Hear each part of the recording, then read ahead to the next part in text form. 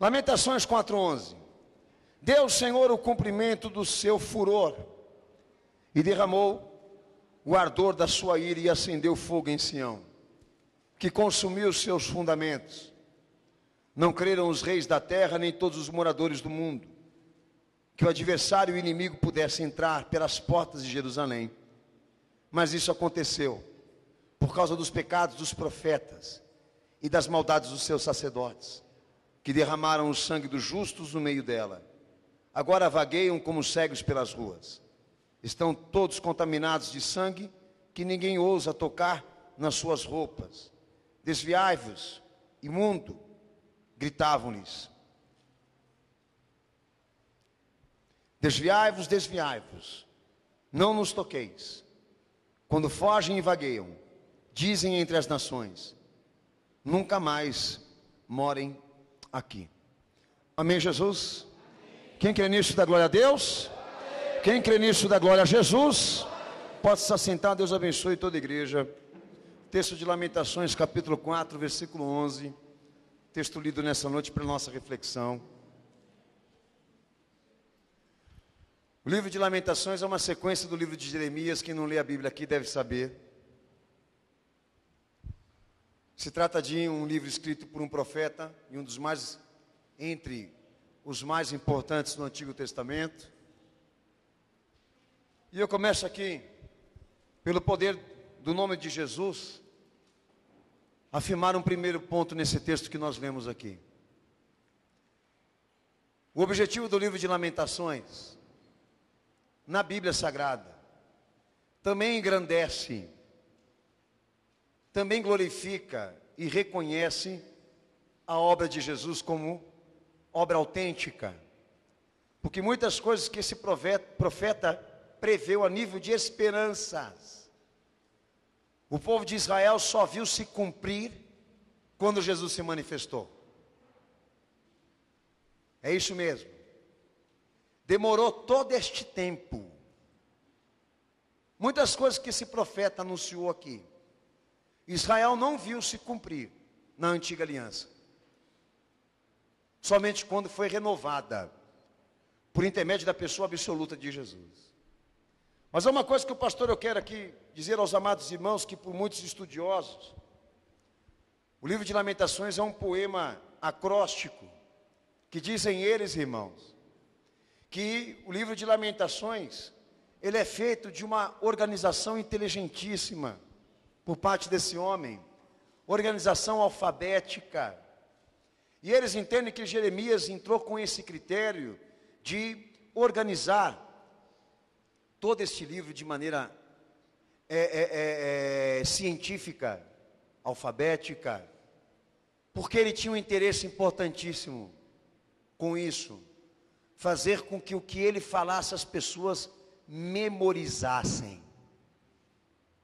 Então qualquer um que entrar no texto de Lamentações vai ser obrigado a se deparar com duas circunstâncias que o pastor eu quero colocar diante de vocês aqui. O que o profeta queria com as lamentações que ele escreveu? Encontrar a expressão completa da tristeza, da confissão de pecado e também da instalação de uma esperança.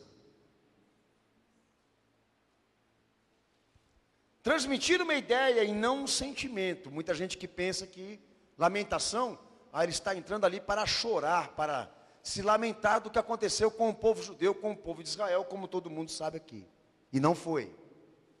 Foi mais a ideia do que aconteceu lá, do que o sentimento dele com o que aconteceu. O que ele queria, na verdade, era empregar, pela narrativa dos fatos, uma reflexão para quem ia ler o seu livro. O objetivo de Lamentação não é fazer você chorar, é fazer você olhar para a história e para o passado, e buscar na história, não é só do povo judeu não, aonde Deus iniciou sua aliança na terra, mas com a história do homem, que nós estamos deparados aí agora, e também produzir uma completa purificação de consciência, por intermédio dessas confissões de pecado que ele narra aí. Ele não estava dedurando o pecado de todo mundo. Ele não estava, por intermédio dessa narrativa, de falar das coisas erradas que Israel fez, porque ele era contra a pátria, que foi uma das acusações que fizeram contra ele, quando ele profetizava, em seu tempo, de que ele não amava Jerusalém, de que ele não amava Israel, de que ele era contra o seu próprio povo, etc, etc, etc. O propósito do profeta não era denegrir a imagem de uma pátria, de um povo, pelo contrário, pois era o povo de Deus. O interesse dele, por intermédio desse livro, de escrever, de documentar essa história, é que estas confissões de pecados cometidos por este povo servissem de propósito de purificação de consciência para os seus filhos, para os seus netos e para nós. Porque uma das piores coisas que eu escuto do povo evangélico hoje é o seguinte: não se meta na vida do outro. É o que eles falam para mim como pastor. Você não tem nada a ver com a vida do outro. Prega o evangelho, segue o teu rumo. Veja bem, a Bíblia é um dos maiores documentos de quanto Deus se influencia com a história do homem, com a história de nações, civilizações, pátrias e reinos. Não há prova maior do que essa. O Antigo Testamento, para mostrar a você como Deus agiria em relação àquilo que os homens fazem até em oculto. O que Deus faria com o movimento profético hoje, a nível moral, espiritual, religioso, político, social. Porque é disso que nós estamos falando aqui. O quanto os profetas intervinham no movimento, na situação, na história, na realidade desse povo. E os de hoje querem dizer para nós que isso mudou. Que isso tem que ser tratado dentro de uma sala, em secreto, no íntimo. Porque cada um aqui tem que se meter com a sua vida, cuidar do seu nariz, como se isso fosse um assunto pessoal. Deus se mete na história do homem, amigo. Ele enfia o dedo lá. Mas eu quero chegar com esse primeiro ponto aqui do livro de Lamentações. O objetivo dele, com a história, se estende até o Evangelho. Essa ciência de fé, de que olhar para o passado não é regressão aqui. Olhar para o passado, para nós, é propósito. O Evangelho tem vista para o passado, para a situação e para a história desse povo. Por quê? Porque o Senhor utilizaria a desgraça desse povo para nós, que estamos aqui a nível de mensagem, para que você não faça e não seja o que eles foram. Simples assim.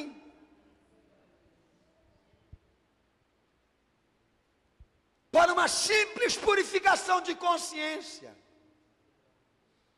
por intermédio daquilo que relata a história. Se Israel tem uma história, nós todos também temos uma. E essa ideia de que o Evangelho só passa a contar a história do homem a partir do momento em que ele aceita Jesus, é uma tolice, é uma idiotice. Porque eu lido com situações da minha vida no passado que eu não consegui até hoje superar. Não compromete a minha salvação, não compromete a minha fé com o Senhor, porque eu sei que são coisas no passado que eu fiz, da qual me arrependi e me converti, e ainda estou pagando.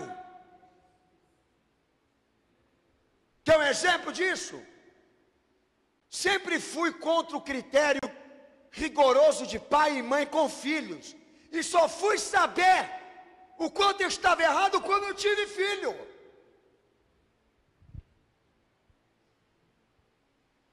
E quem hoje pode me convencer ao contrário? De que o que eu estou passando com os meus filhos, Deus também não quer dizer para mim: olha, você não falava, você não dizia que estava errado, agora aprende com os teus agora. Essa ideia de que o Evangelho isenta o homem das responsabilidades civis, humanas, aqui é idiota. Sabe por quê, irmãos? Porque a Bíblia documenta uma ideia diferente daquilo que está sendo pregado nas igrejas hoje. Deus, ele se importa assim com o passado das pessoas e com a história de cada uma delas. Porque por intermédio da história delas, das suas marcas, das suas frustrações, dos seus pecados, das suas transgressões, que ele vai trabalhar para fazer uma coisa nova, diferente na nossa vida, na tua vida. Então não evite olhar para trás e refletir naquilo que você errou. Porque gente aqui que se recusa a esse olhar, ele está recusando a salvação da sua alma. Vamos esquecer. Como esquecer? Vamos apagar da memória. Como? Até hoje eu lembro as coisas erradas que eu fiz, mas não quer dizer que eu não superei. Mas quer dizer o seguinte: você não lembra o que você fez? Então se firma para não voltar mais.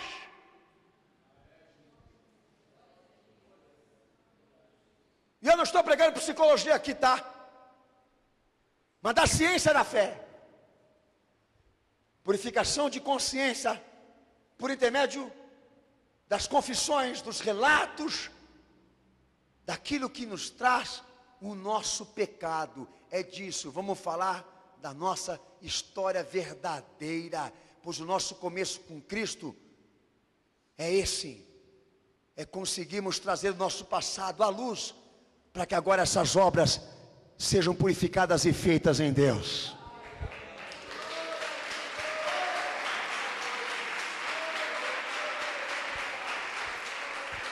Para me encerrar esse primeiro ponto aqui, eu só falo para os amados irmãos um exemplo claro, nítido, que foi um dos primeiros mártires da igreja de Atos.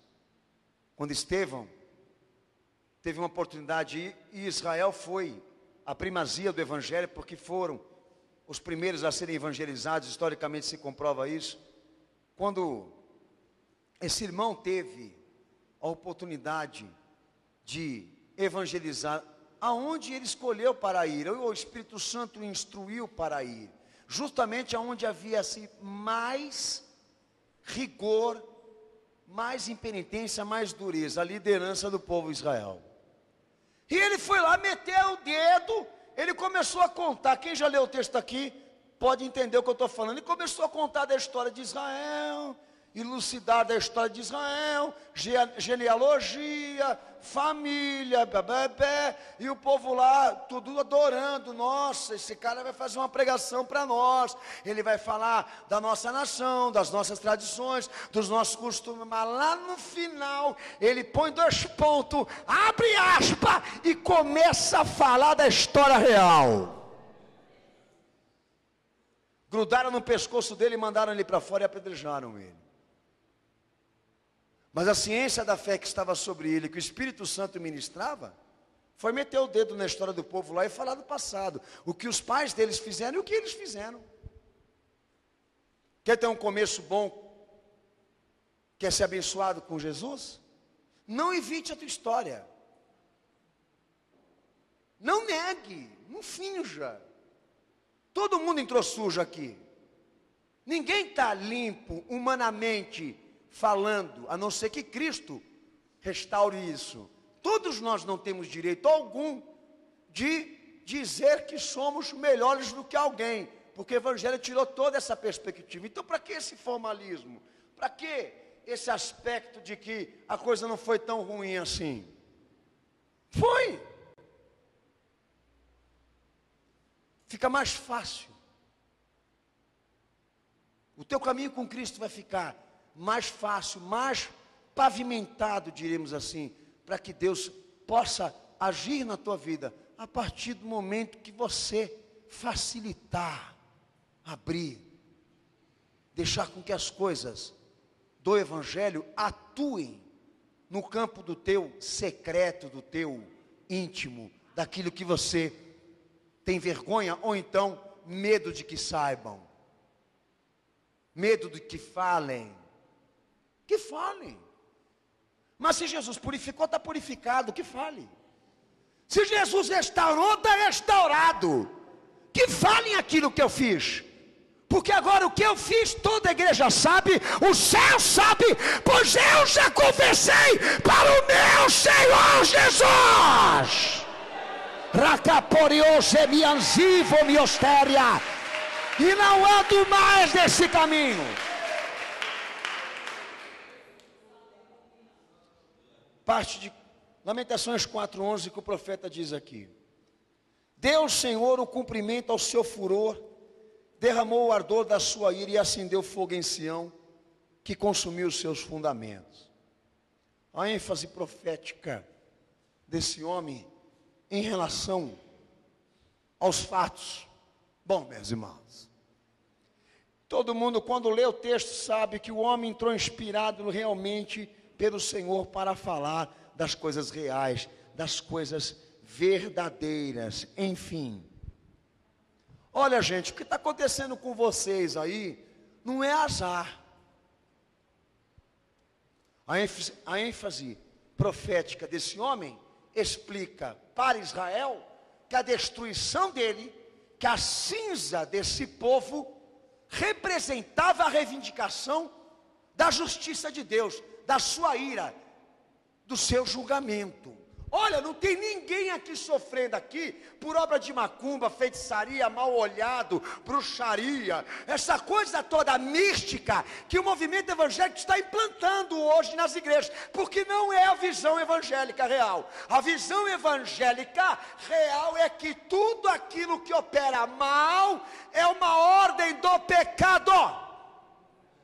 Tudo aquilo que opera mal, para não ser radical, 99,9% das coisas ruins que acontecem na história humana são decorrentes do pecado que ela executou. Então, se há cinzas sobre este povo, sobre esta família, sobre esta história, representa o furor do Senhor, da sua ira, do seu julgamento, porque fica fácil essa válvula de escape que os homens buscam hoje para justificar o que está acontecendo com eles, de que eles são vítimas, de que tudo isso é um fato da vida, tem ordem espiritual, foi o diabo que entrou e operou, é uma legião, é uma potestade. O evangelho é mais simples. Para entrar na questão da demonologia, para falar de macumba, feitiçaria, é coisa de erro humano, filho. E eu estou aqui para te dizer isso. É o que o profeta falou para Israel. Essa cinza que está marcada na tua história, representa a vindicação da justiça de Deus. E é hora de você reconhecer isso, Jerusalém. Deus agiu na tua história e te puniu. Deus agiu na sua história e te puniu. E a punição de Deus é uma coisa interessante. A misericórdia dele dura. A misericórdia, o Evangelho diz que é infinito. Deus pode tornar a misericórdia uma coisa assim, fim. Mas a punição é uma coisa repentina, imediata, ninguém prevê. Você acha que está tudo bem? Vai dar tudo certo amanhã, mas é amanhã que ele vai te julgar. Porque ele já te deu anos para você refletir e mudar. Você não mudou, amanhã é o meu julgamento. Amanhã eu vou punir. Eu estou dando aqui a versão bíblica que deve servir para quem quiser aceitar que a tua situação é essa. Não estou me impondo aqui como mais santo do que vocês, mas tratando do que Deus faz. Porque uma das coisas mais importantes para nós nesse culto hoje aqui é entendermos o porquê nós estamos aqui. Porque Deus se interessa pela nossa história, tanto que se interessa que deu um filho pela nossa salvação. agiu dentro da nossa história para a nossa restauração e salvação, mas não quer tratar do nosso passado e das coisas erradas que nós fizemos como um equívoco. Todos somos responsáveis por aquilo que fizemos. E está na hora de nós assumirmos que esta cinza que está aqui, da qual ungi com óleo, dei água para beber, fiz campanha, rodei a minha casa sem vestes, com o propósito de profetizar bênçãos, para acabar com essa porcaria, entendeu? De sentimentalismo, de cientismo, e agir pela fé do Evangelho, do recurso da palavra que o Senhor nos deu, para mudar a nossa situação espiritual, moral e humana. Porque enquanto a sementinha do pecado estiver lá, enquanto o pecado estiver sendo executado, cumpre Romanos 6:23, a paga que eu vou ter disso é a morte. Pode ler esse texto bem alto aí, pelo amor de Deus. Vai, cenáculo, Romanos 6:23.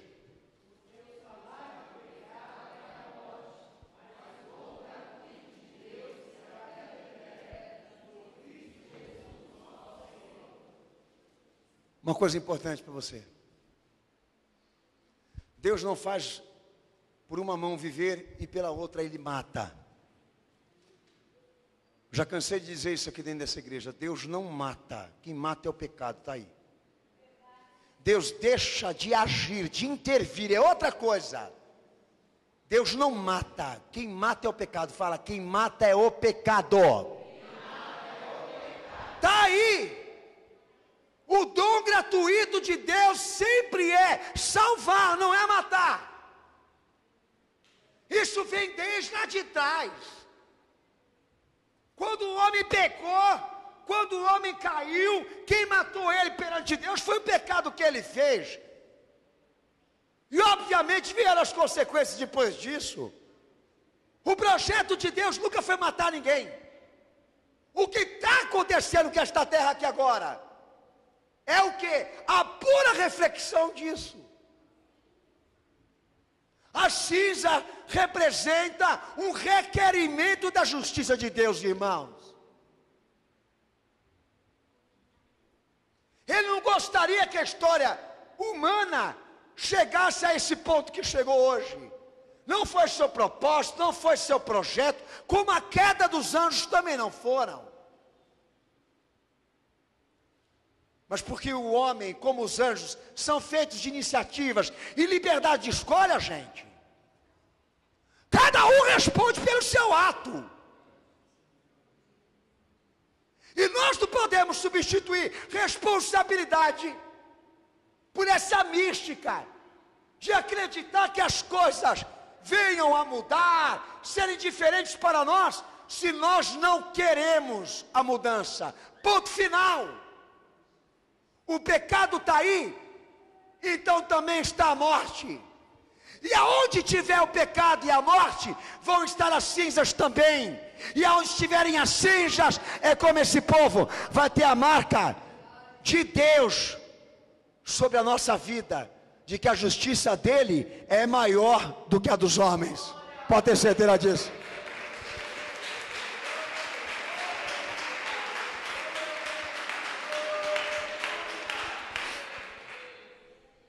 Então você está querendo dizer o que, pastor? Estou querendo dizer para você não ter medo de sentimento de culpa. De que você não tenha medo de ficar triste com você mesmo. De que você não tenha medo de refletir e pensar com os teus erros. Pelo amor de Deus, não evite isso. Você fecha as portas para Jesus. Não haja como os tolos de acreditar que você está evoluído, desenvolvido, etc, etc. Deus não deu esse título para ninguém. Quem está dando título para os outros aí é quem viaja na maionese. Porque o evangelho não dá glória para homem.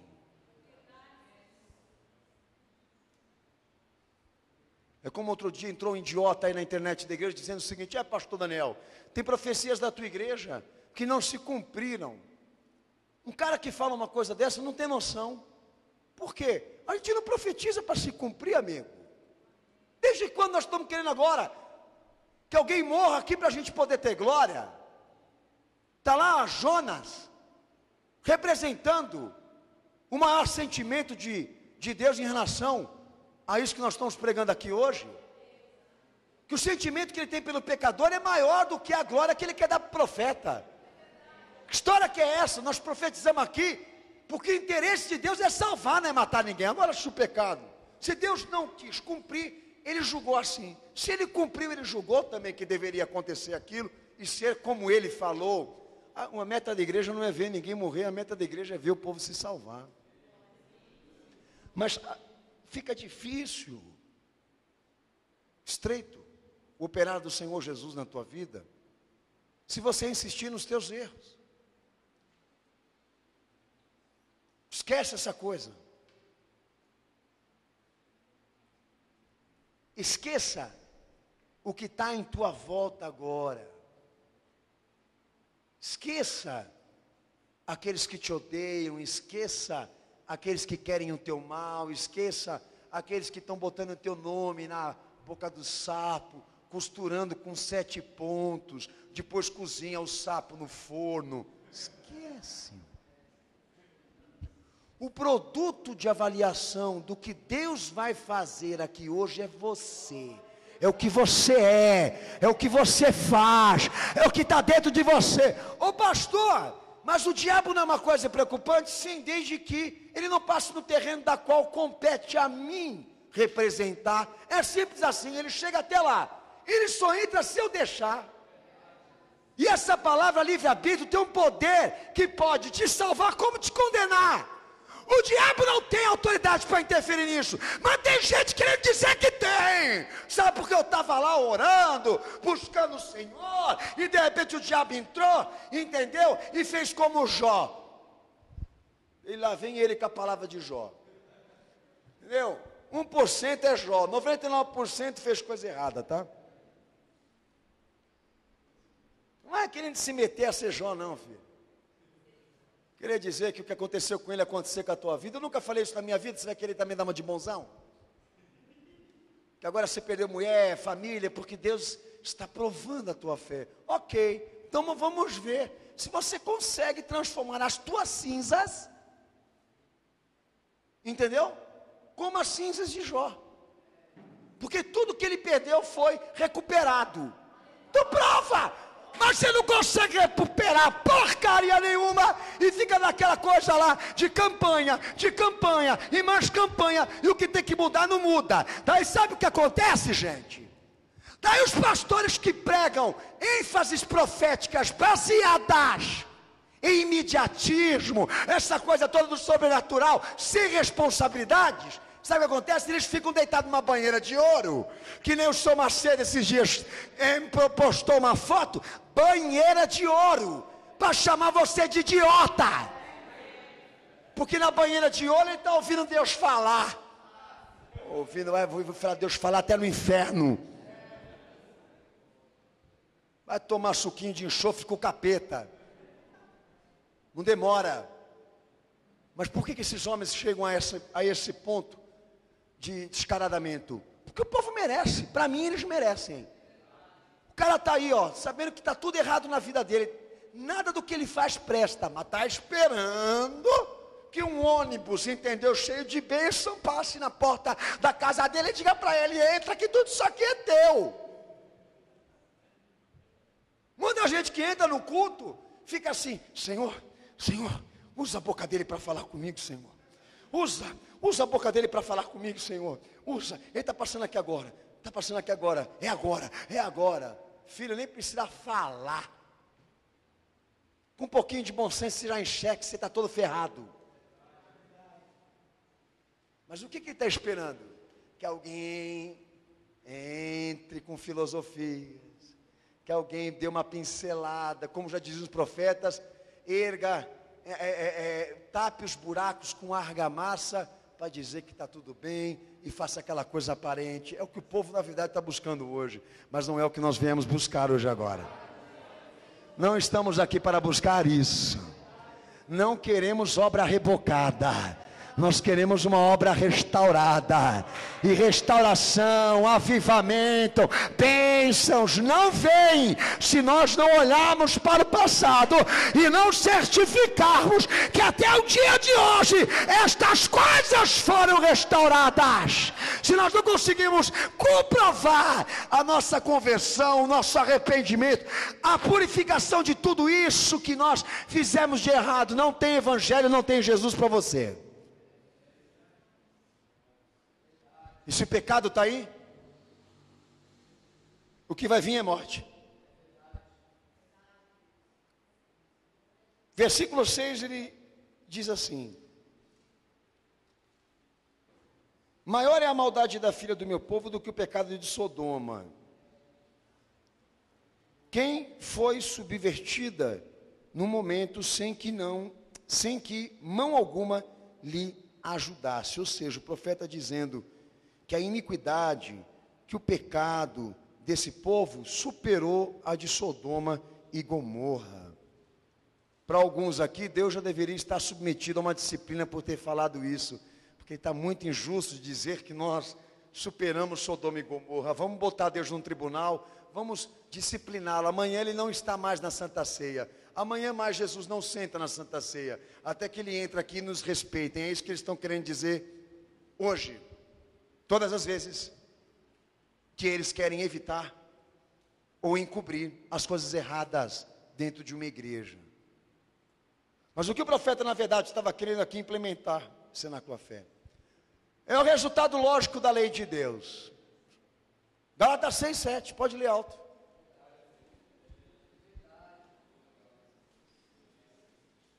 Gálatas 6:7, pode ler em voz alta, igreja. Pode ler, cenáculo.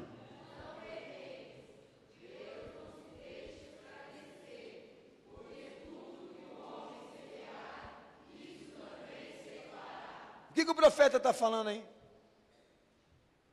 Eu digo da questão de lamentação, fundamentado nesse texto que você leu. Que a destruição é uma coisa inevitável. Agora, sabendo que o profeta entrou aqui, profetizou, avisou, revelou, disciplinou e ninguém quis fazer nada, a gente está esperando a destruição. Porque agora é um desafio para Deus punir. Porque antes, quando ele exortava, quando ele chamava o povo para o conserto, ele tinha esperança de que o povo se consertasse. Agora, chamando, falando, como muita gente hoje está aqui, ó, na pingaíba e na malaquice, dando uma desentendido de quem não sabe de nada, mas sabe que a situação dele espiritualmente com Cristo é precária. A gente fala, avisa, mas ele não reage. E ele abusa da tolerância, da misericórdia de Deus. Mas o que o profeta fala aí? Olha, Deus pode ser misericordioso com você. Vários cultos te avisar, falar, te chamar, revelar, até usar a mula para falar com você. Mas no reino aonde Deus habita não há impunidade. No reino onde Deus habita não há impunidade.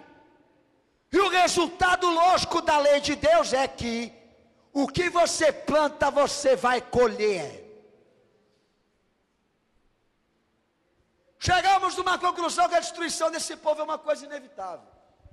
O profeta pensava. Porque agora, Deus se sente obrigado a punir. Porque eles não estão dando outra alternativa para ele, senão destruir. É o teu caso? É isso que você na verdade está trabalhando? Tirando as alternativas de Cristo do Evangelho? Para te salvar? Porque a tua impenitência, a tua soberba, a tua mentira, a tua canalice, você está querendo levar adiante como se a justiça de Deus não existisse. Eu penso comigo, se eles realmente crescem na justiça de Deus, esses homens que estão aí fora, principalmente os que estão dentro da igreja, que superam Sodoma, porque a apostasia é uma superação da corrupção de todos os homens na terra, ela é o que há de pior. de que tudo que aconteceu a nível humano e histórico, eu tenho para mim que esses homens crescem, que a justiça de Deus existe, eles não dormiriam. E não renovariam tanto a iniquidade deles como eles fazem agora.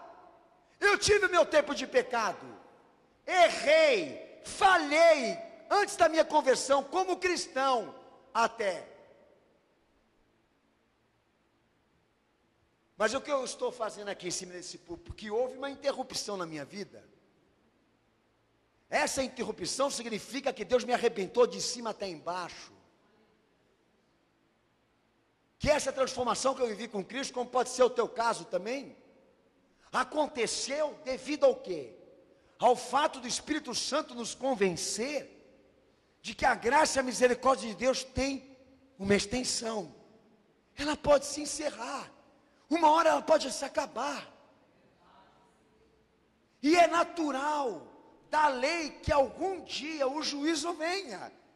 Da lei de Deus que esse juízo chegue para nós, se não é pelo bem ou se não é pelo mal.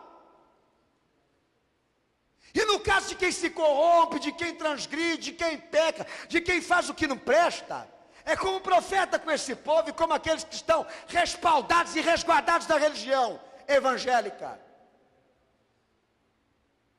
A destruição é inevitável para quem peca na fé. E Deus se sente obrigado agora a julgar, conforme a sua lei. Ou seja, fazer com que todos nós, colham aquilo que semearam. Agora Deus vai ter que se submeter a uma disciplina, a uma crítica, porque Ele foi injusto no juízo em que Ele implementou na tua vida de você colher o fruto amargo, é?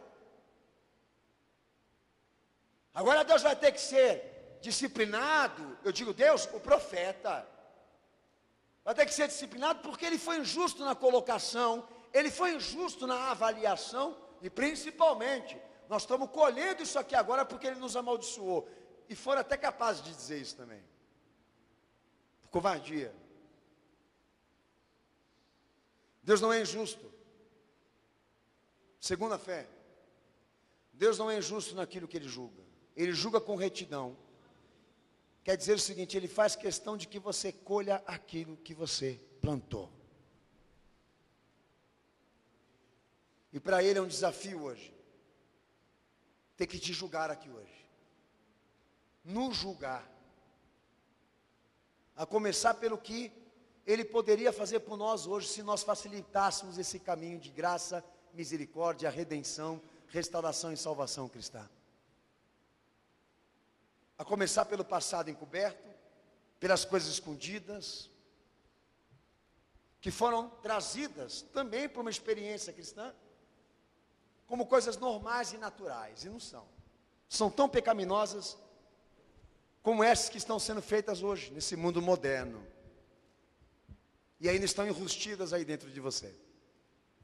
Escondidas. Mascaradas. Então, cenáculo, quem peca e não se arrepende, quem não atende o chamado do conserto, do arrependimento, está obrigando Deus a condená-lo e a julgá-lo. Está tirando dele todas as alternativas que ele tinha, para demonstrar o seu amor, a sua misericórdia e salvar. Porque aonde há o pecado, não há vida. Aonde há cinzas, há o requerimento da justiça de Deus. E a graça não é impunidade. A graça, ela também é justiça. Não acredite que você vai ficar impune. A Bíblia não me dá elementos para acreditar que eu não vou ser julgado. A palavra de Deus não me dá elementos de fé para acreditar que Deus vai ter que me aguentar. Ele vai ter que me engolir gay. Ele vai ter que me engolir promíscuo, adúltero, fornicário, mentiroso, bandido, ladrão, drogado, cheirador de cocaína. Não acredite. Estão orando por mim, grande porcaria. Estão ungindo a minha cabeça, grande porcaria. O sangue da cruz não dá segurança, salvação, um respaldo de esperança para quem não quer se arrepender e se converter. Não existe essa palavra na Bíblia de que há justificação para quem peca, há justificação para quem crê, para quem se conserta, para quem muda, para quem quer pecar, para quem quer continuar a pecar. Não há esperança, nem bênção para ele. O que há é isso aqui: Deus se sentindo obrigado a te julgar, porque Ele te chama e você não vem. E tem um povo aqui dentro dessa igreja hoje aqui que o histórico dele está lá, hein?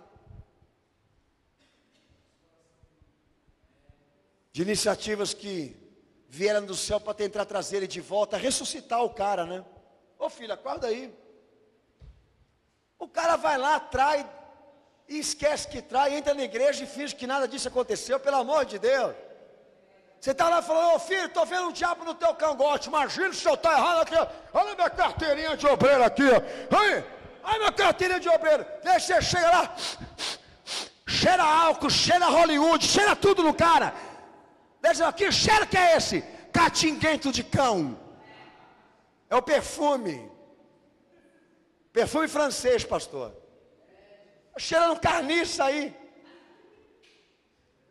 Está lá no culto, glória a Deus, aleluia. Cansamos de ver isso. Cheirando sabonete de motel.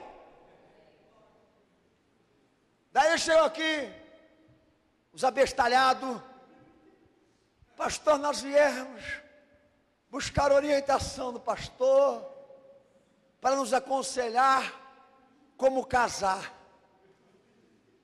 Meu santo, você quer ver o nervoso quando eu escuto isso? Daí o pastor, como eu já estou de saco cheio, eu já entro na pergunta: vocês já transaram? Vocês já foram para a cama? Já rolou aquela bagaceira? Entendeu? É isso, porque ele chega assim, com andar de anjo, com andar de quem não sabe de nada, entendeu? Sabe, está todo mundo vendo, mas ele não quer ver. É que nem aquele idiota do Jabe de Alencar: ai que lindo, mulher nova, cheiro novo, né? Está tudo novo, mas é estranho. Você olha e fala: tem alguma coisa errada. Sodoma e Gomorra, acredito que pensaria assim: mas tem alguma coisa errada. Isso aí só em Sodoma e Gomorra faz. Em igreja não pode fazer isso, é o que o mundo pensa. Não é? Eu acho que tem gente lá fora que tem mais sentido lógico do que a lei de Deus pode fazer com o pecado deles, do que aqueles que estão resguardados e respaldados aqui na graça. Porque estão transformando a graça do nosso Senhor em desgraça. Ô casalzinho, você entrou aqui para pedir conselho para mim de como casar, entendeu? Ah, rapaz, toma vergonha na cara. Vai dar jabuticaba isso aí. É o que vai dar nesse pé de laranjeira aí, jabuticaba. Entendeu? Os caras fazem tudo errado, faz tudo ao contrário, veste a roupa cristã de maneira inversa, faz tudo uma porcaria, depois entra aqui, perguntando para mim, o que eu tenho que dizer, o que eu tenho que falar para que as coisas aconteçam bem, se sucedam bem, Miguel. Você já fez tudo errado, rapaz, nem a oração agora da tua igreja vai adiantar para você. A nível família, a nível econômico, a nível espiritual, são, na verdade, promessas que andam conjunto ali com o crente, com o redimido, com o convertido, com o salvo, com o temente. Mas eles querem insistir, não, entendeu? A lei de Deus vai me aguentar, porque Deus me ama, porque o Senhor morreu por mim. Quer dizer que ele está querendo falar: agora eu posso fazer livremente tudo o que eu quero, porque estou respaldado no amor de Deus que morreu por mim.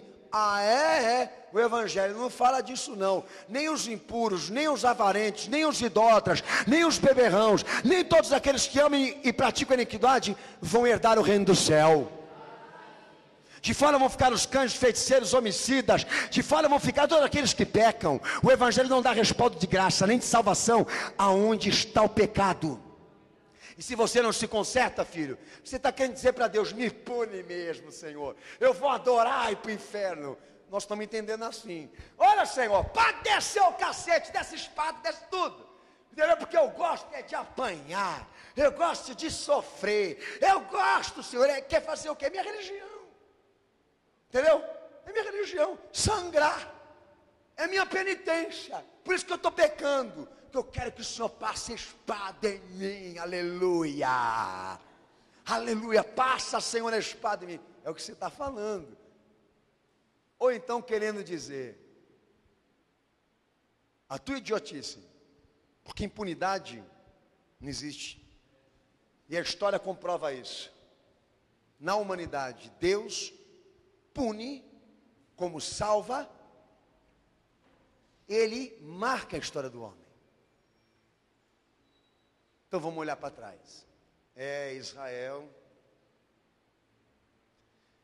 Está todo mundo passando por lá e quem está lá diz assim: não rele em mim que eu estou tão sujo que se você relar você morre também. Não mexe comigo. De tão podre que eu estou. Mas ficaram assim. Porque foram impenitentes. E eu tenho para mim que há casos aqui, que se não tiver um jeito, ou se alguns aqui não derem um jeito, de se humilhar aqui, de se render aqui, a coisa vai ficar feia, vai ficar brava. Estou sentindo isso aqui agora. Você está querendo dizer que a lei de Deus é impune, toma cuidado. Você está querendo dizer que Deus não julga, toma cuidado, filho.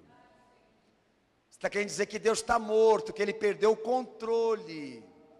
Porque não acontece nada com ninguém, ninguém é preso, ninguém morre, ninguém isso. Você não tem ideia do que você está pensando e falando. Lembra, a misericórdia de Deus se estende, mas a punição dele é repentina. Amanhã pode chegar sem você saber. É hora. Deus está dando essa palavra para você. Vai deixar para amanhã. Cai em consciência hoje. Não dá para construir uma casa nova numa casa velha.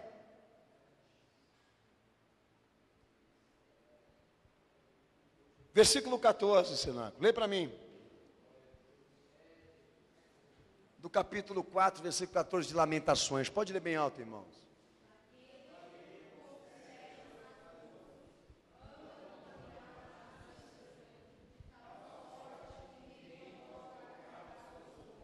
Amém, Jesus? Lê bem alto. Os irmãos andam comendo, vocês estão com vitamina no corpo?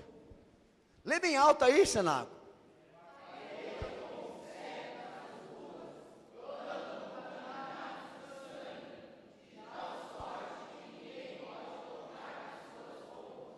Amém? Amém, Jesus.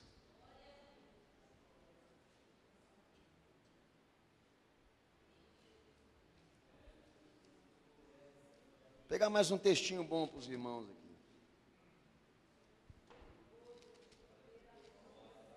Lamentações 2,14.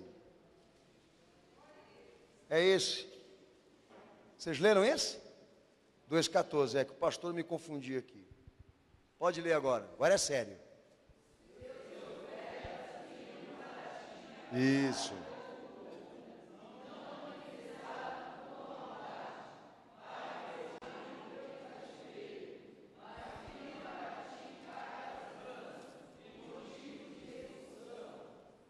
Amém? Os teus ministros, os teus profetas ocultaram de vocês a verdade, não denunciaram o pecado de vocês, e eles têm participação nessa destruição. Bem, o problema do sofrimento perpétuo desse povo também tinha erros sacerdotais e proféticos ali, e Jeremias quis identificar claramente para nós aqui. O sofrimento não acaba, ele não termina, pastor. Eu não sei, parece que nada acontece. Já escutei isso.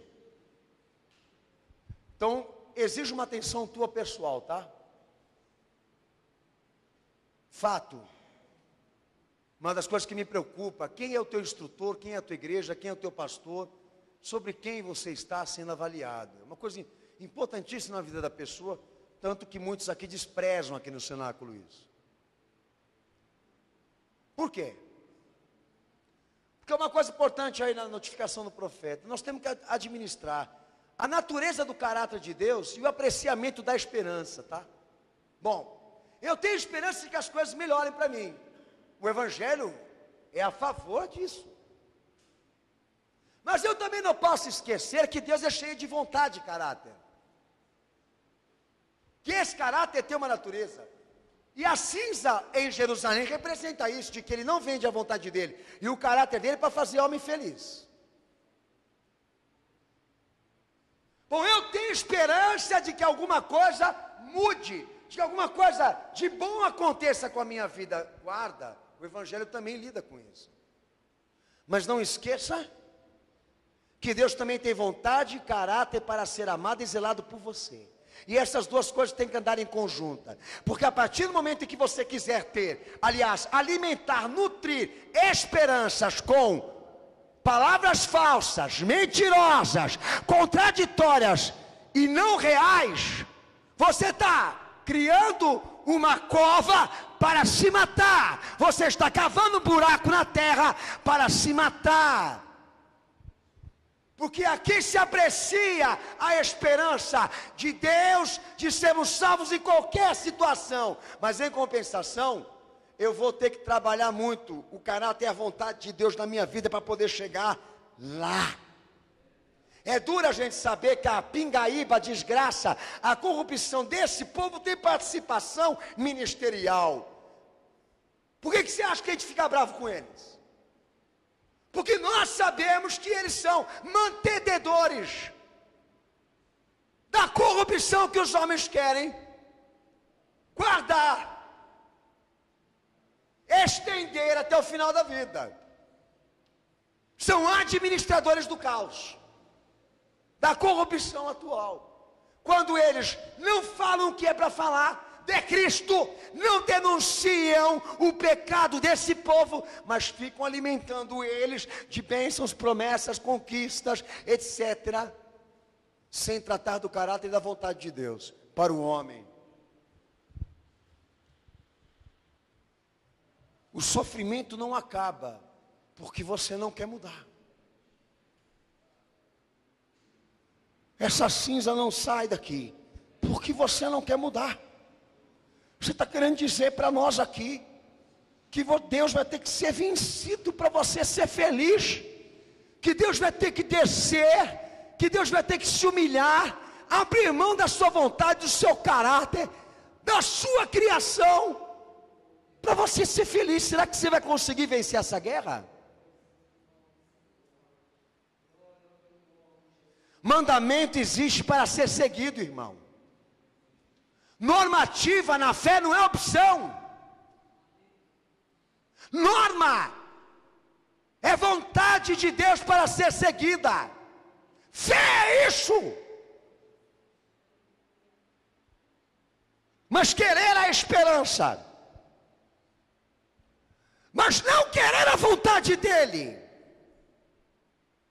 é uma coisa impossível na aliança da fé em Jesus. Sendo que o Evangelho começa a tratar da restauração do homem que pecou no início da sua vida com Cristo. Como é que eu vou acreditar que vai ter um acordo entre eu e o Senhor do que eu quero mudar e não? Ah, rapaz, pelo amor de Deus, vai ler a Bíblia, ignorante. Jesus está na minha vida. Se Ele tiver, a aliança completa também deve estar. Ter esperança não é pecado, mas esperar e aguardar que as coisas mudem, sem querer mudar alguma coisa na tua vida, É muito Hollywood, muita Disney. Lê o texto aí de Lamentações capítulo 3, verso 22 ao 29. Lê aí, Senac.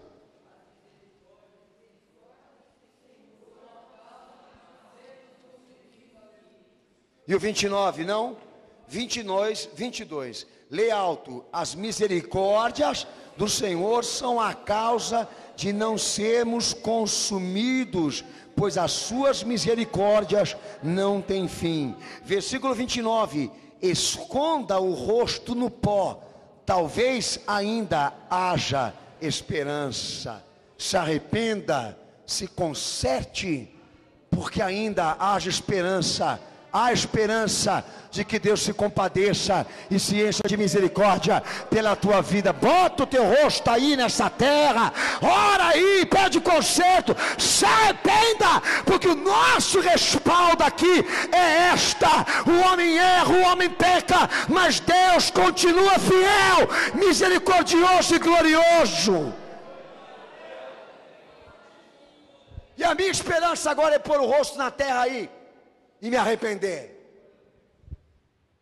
A minha esperança é esta, que eu sei que a misericórdia de Deus existe e vou me arrepender. Eu sei que o perdão existe e eu vou me arrepender. Esses dias, pastor, eu publiquei uma matéria sobre o novo segundo casamento, divórcio. Daí entrou uma mulher lá dizendo assim: mas pastor, o senhor mesmo na sua pregação, ai meu santo Deus, o senhor mesmo na sua pregação não disse que a mulher adúltera foi absolvida pelo Senhor no seu julgamento, e o Senhor querendo aí dizer que a pessoa não pode ter a liberdade de um outro casamento para ser feliz? Eu falei: meu santo Jesus, se eu fosse católico, eu falava Ave Maria.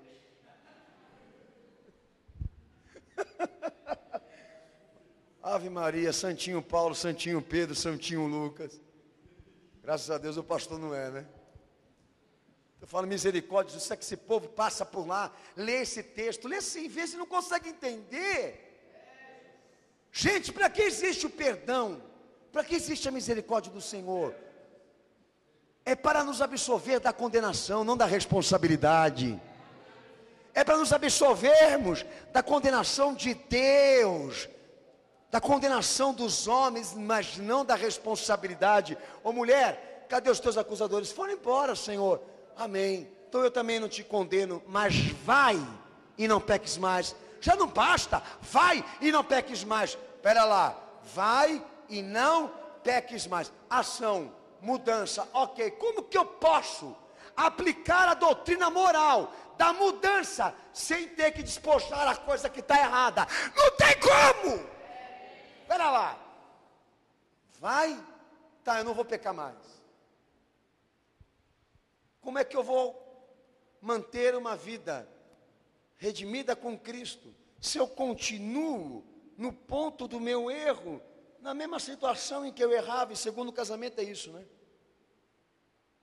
A intenção daqueles que querem manter o seu segundo cônjuge na fé cristã, eles pensam que esse casamento foi regularizado. Eles entendem que a graça está admitindo, regularizando como coisa normal. Só na cabeça tua mesmo, né?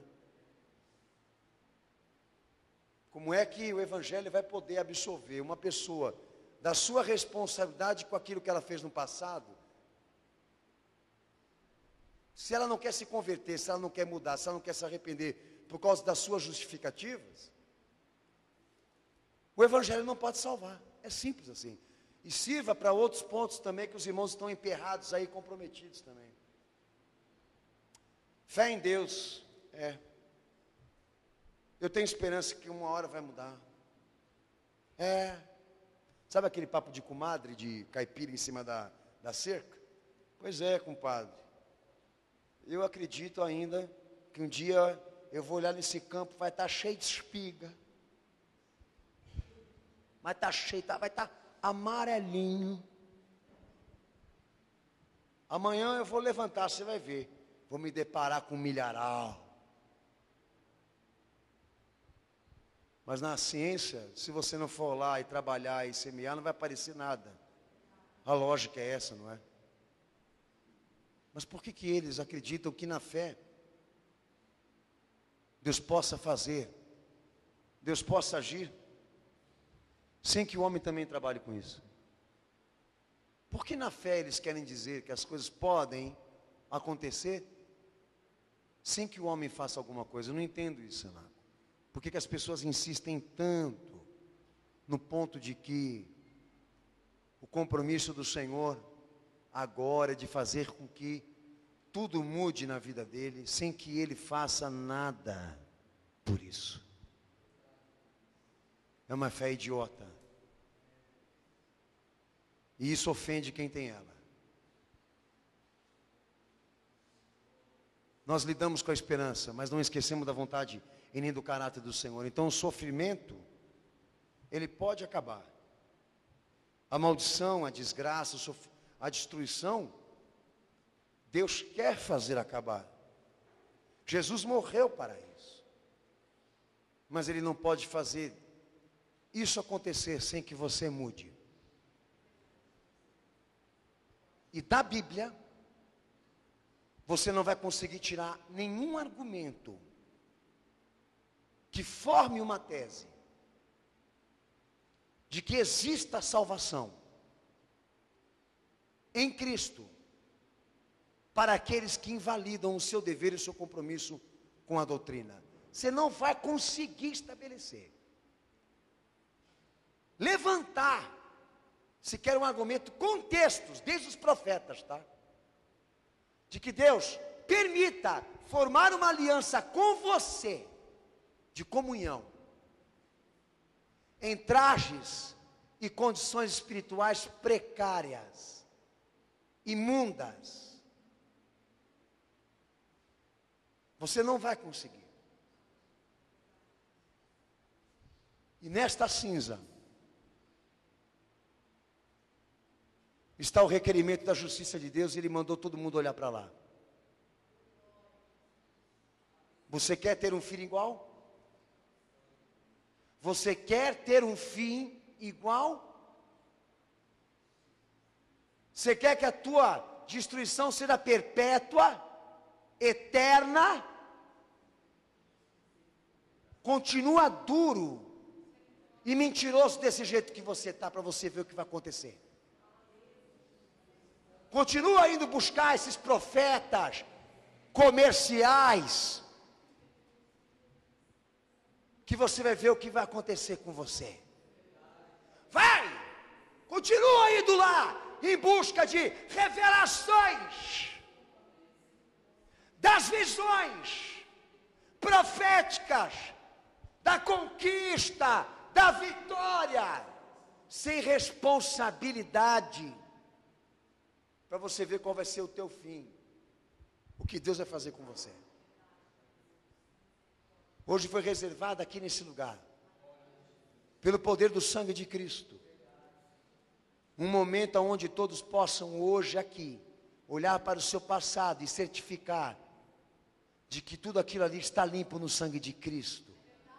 Hoje nós estamos aqui para pegar os trapos de imundícia, enfiarmos ali dentro daquele tanque e lavarmos no sangue de Cristo, porque este é o poder do Evangelho. Há perdão, há remissão e salvação para aqueles que querem se arrepender e se converter. Como disse o profeta, eu me respaldo na misericórdia do Senhor, porque a minha boca busca a misericórdia dele, a minha cara, o meu rosto busca a sua misericórdia no pó. Abaixa tua cabeça e fecha teus olhos.